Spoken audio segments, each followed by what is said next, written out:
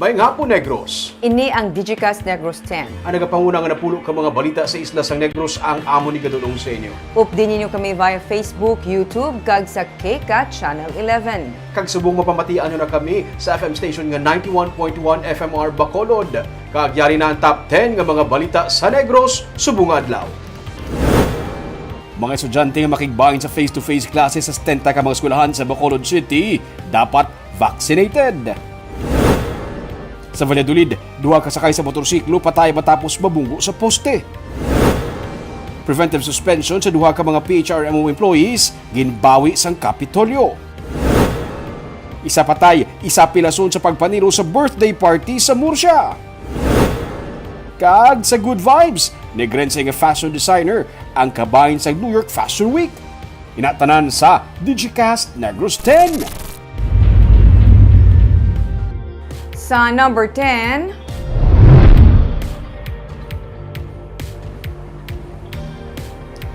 gin-recall ang preventive suspension nga ginpapanaog sa pamuno sang Human Resource Management Office sang Negros Occidental kag isa ka empleyado sini. Ginaprobahan ni Governor Eugenio Jose Lacson ang rekomendasyon ni Provincial Legal Officer Alberto Nelias Jr. nga pagbawi isang 60-day preventive suspension batok kanday OIC PHRMO Felomena Gozon kag empleyado nga si Daidy Lopez. Suno kay Nelias matapos nga ginserbi kahapon sa ila ang formal charges para sa falsification of official document kag dishonesty, lakip ang pagpaidalom sa ila sa suspension, sila ang nagpadulong sa iya nga talatapan. Ila nga ginpaat nga humalin pa man sang ginpapanaugan sila sang show cause order, sila ang naghatag sang ilang nga kooperasyon kag wala sila sang may ginbuhat bahin sa pag-impluwensya sa mga saksi o kung matandog ang ebidensya batok sa ila. Ang tuyo sa suspension amo nga mapaiway ang anuman nga impluwensya nga mapatuman sa mga ginaimbestigahan sa kaso. Wala man sang may nakita suno kay Nelia sa bahin sang duwa nga maimpluwensyahan nila ang pagpangusisa. Paday ng investigasyon sa ilang nga kaso. Ang duha suno kay Nelias ang retirable na. So there is no apparent instance wherein they will be tampering the evidence. Okay. Kag amo na maka-influence sa mga witnesses. Okay. It was also shown kiti sa period balang na show cause to sila, which was last year pa I think, then subong sa pag-issue ng formal charge. Within that period, do ka wala man sila bala nang nagdinungol bala or so okay man ang ila performance amo na nga time.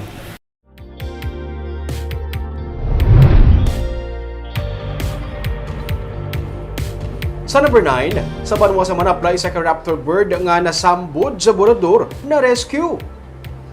Isa ka osprey nga pispis nga isa ka sahay isang raptor bird kung mas kilala nga seahawk ang nasambod sa borador ni Denmark Francisco sa Marso 1 sa barangay Punta Mesa sa Manapla. Iya iniging turnover sa Municipal Agriculture and Fishery Office ang Manapla. Ang Municipal Agriculturist ang Banwa nga si Alejandro Malihok ang nag-coordinate sa Community Environment and Natural Resources Office sa Concenro, Cadiz City para makilala ang sahay isang pispis kag babalaan ang iyang nga kondisyon. Nakitaan nga may pelas ang iya sini nga pakpak. Gindala sa Cadiz City Veterinary Office para mabulong kag sa karon nagapabilin sa ilang custody. Ang DNR Centro Cadiz ay nagahaylo sa publiko nga mangin mabinantayon sa illegal nga pagbaligya sa kasapatan ilabi na karon kag ginasaulog ang Wildlife Day celebration.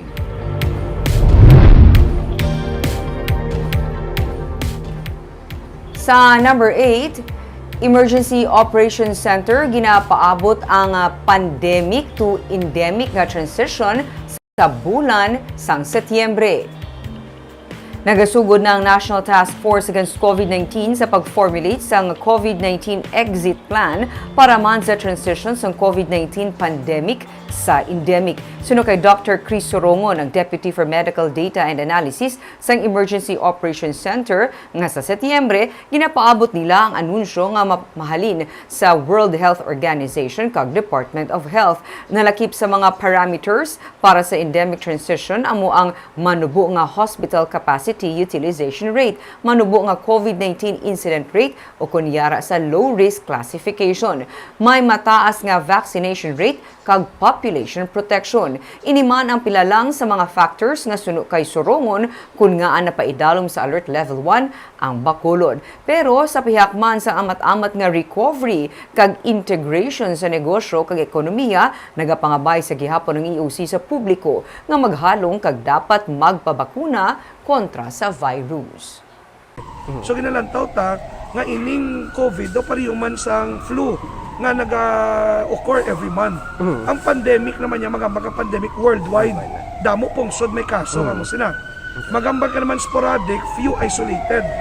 So sa isa ka probinsya, rabies, damo. Sa iba naman wala. Then may ginatawag kita epidemic. Magambag ka naman epidemic, sudden outbreak, gulpi nga pagtaas. Example, cholera, no, dysentery, inabalang waterborne diseases.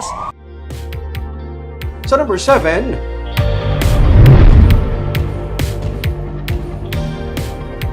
hindi anay pagipatuman sa probinsya ang 5-day workweek sa ilang mga empleyado.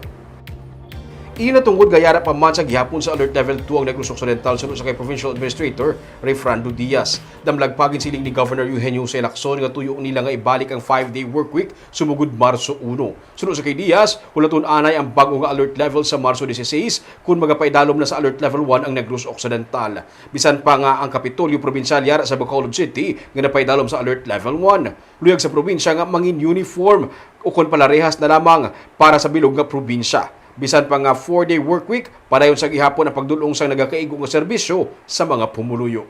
For consistency, no, regardless no kung ano ang status ni Bacolod City, we want to be we want to be uniform sa tanan nga province, no, Negros Occidental. All LGUs will also of course follow kung ano ang idagdag ni Gov nga EO kung maghambal sa karon 4-day work week, so may repercussions na siya. Kung maghambal sa 5-day work week, may repercussions man na siya sa iban nga mga LGUs.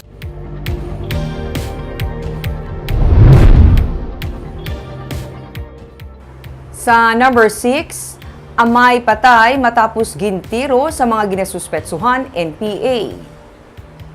Patay ang 42 anyos nga si J. Michael Ledesma matapos gintiro sa mga armado kahapon sa barangay Makagahay sa Moises Padilla. Sa investigasyon sang PNP, sakay sa motorsiklo ang biktima upod sa iya anak sang sila ang ginbanggaan sa mga armado. Gindala sa mga armado sa isa ka lugar si Ledesma kag didto na gintiro nga nagresulta sa iya kamatayon. Sunod kay Major Randy Babor, ang hepe sang Moises Padilla PNP, posible mga miyembro sang NPA ang nagpatay sa kay Ledesma apang ila pa ini nga ginaimbestigahan. Wala pa mahibaluan kung ano ang motibo sa pagpatay sa iya.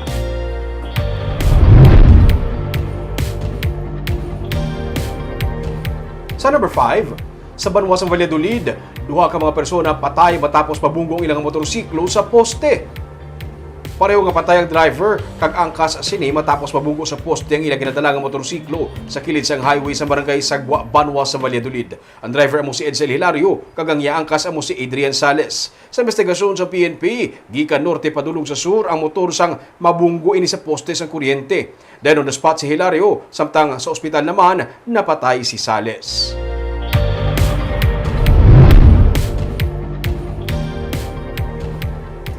Sa number 4, sa Banwa sang Murcia, isa patay, isa pileson sa pagpaniro nga natabo sa isa ka birthday party.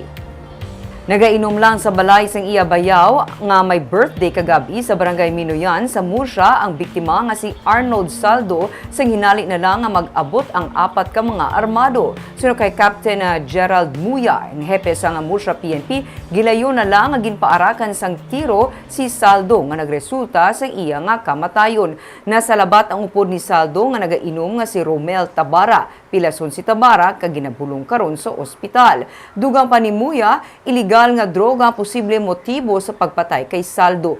Nadakpan siya sa ato sa kaso may kagtanan sa illegal nga droga, gani ini ang ila ginatutukan sa karon.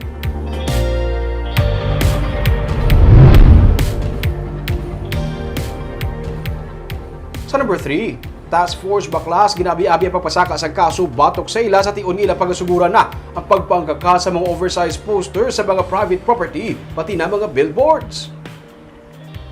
May pila na ka mga commercial establishments sa Dalan Lacson ang nangkakasang oversized campaign materials sang unang ginagyan sang katapos ng Task Force Baklas. Pero nagapabilin sa gihapon ang pila ka mga billboard sa mga national candidates bisan pa nakapadala na sang notices sa ila ang Commission on Elections. Sunod sa kay Attorney Revo Sorbito, ang acting COMELEC officer sang COMELEC Bacolod, bisan may seminar sila upod sa mga electoral board, magapadayon sila sa Operation Baklas. Ginabi-abi Manila ang pagpasaka sang kaso sa tion nga masugdan na ang pagkakasa mga billboard nga ginadumilian sa idalom sang Fair Elections Act. May pila naman ka mga election lawyers ang nagahingyo sa COMELEC nga isuspend man ang pagpatuman sa COMELEC Resolution 10730 nga nag-regulate kag nagahatag authority sa mga katapos ang COMELEC nga mangkakas kag mang-confiscate sa campaign materials nga wala sa designated common poster areas kag oversized bisan pa nga yara sa private property. Handa naman ang COMELEC local office nga tumanon ang anuman nga mga rekomendasyon sang main office angot diri. Sa number 2, ginatutukan sa karon sa Negros Occidental ang vaccination program. Paday ng pagbisita sa nga Provincial Health Office sa mga lugar nga may manugbo nga output sa bakuna. Suno kay Mayor Renato Gustilo sa San Carlos City, Miyerkules na nagpadulong si Dr. Ernel Tumimbang sa ila agudto nga mas mapabakod ang vaccine advocacy. May ginbilin nga team sang vaccinator sa lugar. Imbes nga magpadulong sa site, ginadala na sa syudad ang pagbakuna mismo sa mga barangay, ilabi na ang sa mga malagyo nga bahin, bangod ini ang masami nga ginarason nga malayo sa ilang lugar ang vaccination site. Isa ang San Carlos sa mga ginbisitahan sang PHO. Sa March 2 nga datos sang DOH, 57.22% ang fully vaccinated sa Negros Occidental. Samtang paday ng pagnubo sang COVID cases sa probinsya. Kung mayara man sang nagatener sa mga healing facilities, ini sila mga voluntaryo nga nagpa-isolate antes pa man nagpadulong sa ilang mga destinasyon, suno kay Attorney Rayfrando Diaz. 13 na lamang ang na-admit sa COVID hospital sa Cadiz kag kun magtayuyon nga manubo, mahimo nga gamiton para sa general admission ang annex kag ang daan na lamang nga building ang gamiton bilang COVID designated hospital. Para subong sa South, no? March 3, they are going to Kawayan, Himamaylan, Hinigaran, Bago, Cadiz, and Kabangkalan for purposes of campaigning again sa aton nga mga pumuluyo nga sino wala pa nakapabakuna and may need sila for travel, may need sila to go back to work, go back to school, nami gid nga makapabakuna para may added kita nga protection against sa masakit, no? Nag-deploy ba yung mga team, sir? Vaccinators? Yes, galibot. Kahapon ara sila sa North and they visited different LGUs in order for us to continue our campaign sa pagbakuna. Kag sa numero 1 sa mga balita, subong nga adlaw.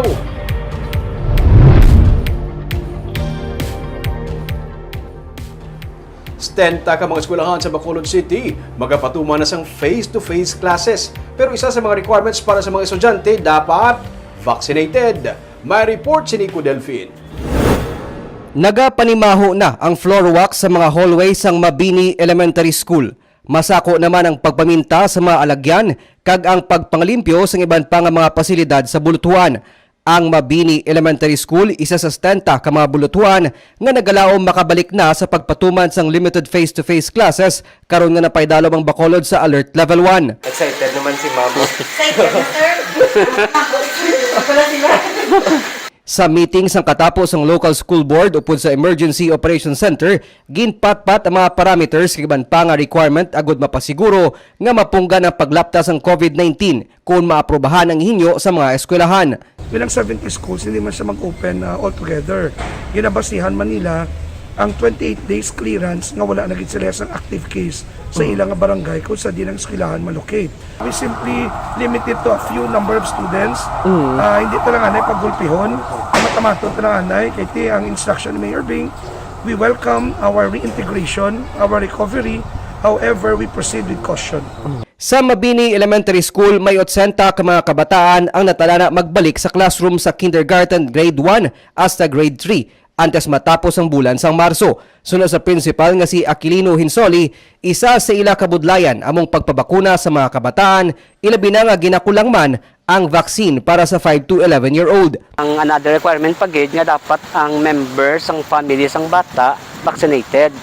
So mo subong na taste up namon hisitan pagyapon sila, no? Galing kay wala kita mahimo because it's a requirement sa aton local government kag din kinahanglan naton mga sa concurrency ila. May mga iloy kag guardian sa mga estudyante sa eskwelahan nga nagaayo naman nga kuntani mapahanugutan ng ila kabataan nga makatambong sa face-to-face classes bisan unvaccinated.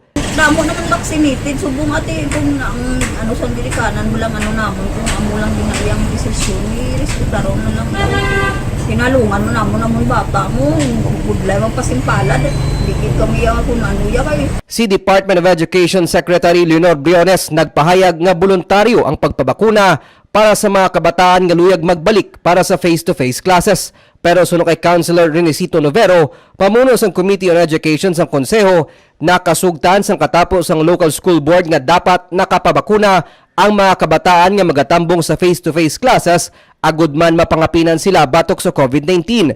Hindi maglapaw sa 12 ang mga estudyante sa classroom sa kindergarten, 16 lang sa elementary kag 20 sa high school. Basta ka ng estudyante shall be fully vaccinated. The teachers that will participate also shall be fully vaccinated.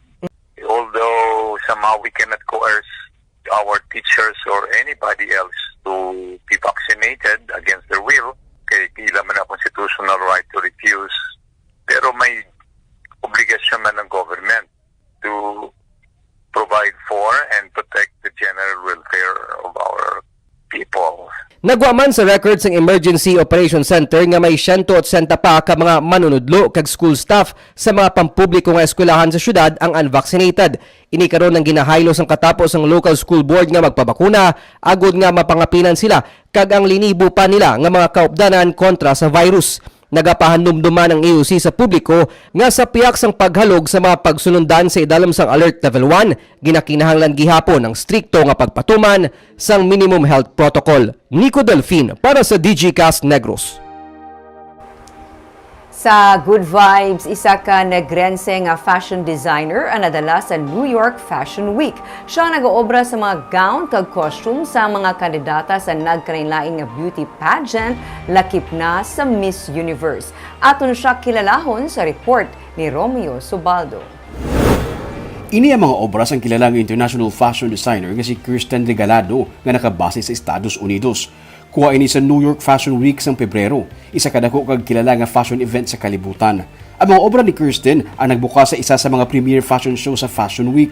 Magluwas sa pagpakita sa iyang mga obra maestra, nagatudlo man siya sa mga young designers sa among nga event. Sa New York, ang akon dira actually nga role, naga-coach ako sa mga estudyante sa Parsons. Ginakuha ako nila para mag-coach sa ila in preparation for their New York Fashion Week, para ang ilang na ginatawag nila nga presentation makapasar sila sa ilang mga final exams. Si Kirsten na taga Bacolod, nagtapos ang kurso ng Medical Technology sa University of Negros Occidental, Recoletos. Sa pagkado niya sa Estados Unidos, wala niya na mapraktis ang iya pagka-medtech. Nag-concentrate na siya sa iyang hilig nga amo ang fashion design. Halos duha na siya kadekada sa US kag nakahimo na sa ngalan sa International Fashion World. Gani, kada may mga beauty pageant, nagkalain-lain nga mga nasyon ang nagakuha sa iya, pareho sa Iceland, Australia, Mauritius, Armenia, kag si Rabia Mateo sa Philippines.